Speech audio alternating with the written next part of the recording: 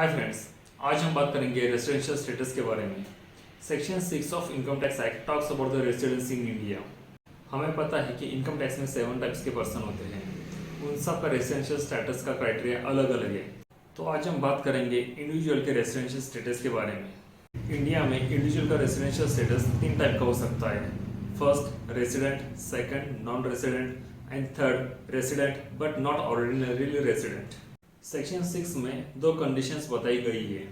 Section 6 की first condition यह है कि जिस फाइनेंशियल ईयर का हम रेसिडेंशियल स्टेटस डिसाइड करने वाले हैं उस फाइनेंशियल ईयर में उस इंडिविजुअल का इंडिया में स्टे 182 डेज से ज़्यादा होना चाहिए।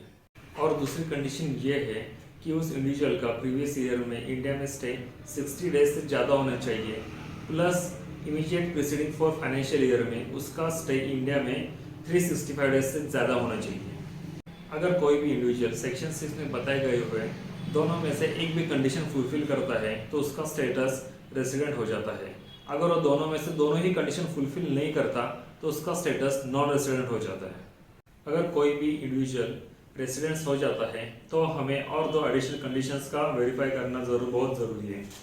2 एडिशनल कंडीशन में से फर्स्ट कंडीशन ये है कि वो इमीडिएटली 10 प्रीसीडिंग फाइनेंशियल ईयर्स में कम से कम 2 बार तो रेसिडेंस होना चाहिए।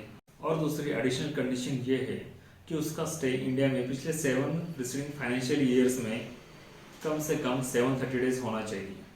अगर कोई भी इंडिविजुअल इन दोनों एडिशनल कंडीशन में से कोई एक भी कंडीशन फुलफिल करता है तो उसका status resident but ordinarily resident हो जाएगा।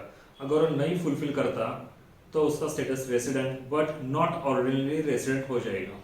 इस प्रकार इंडिविजुअल का रेसिडेंशियल स्टेटस डिसाइड होने के बाद उसका स्कोप ऑफ टोटल इनकम भी डिसाइड हो जाएगा। तो गाइज, आपको मेरा वीडियो कैसा लगा मुझे कमेंट करके ज़रूर बताना। Thank you.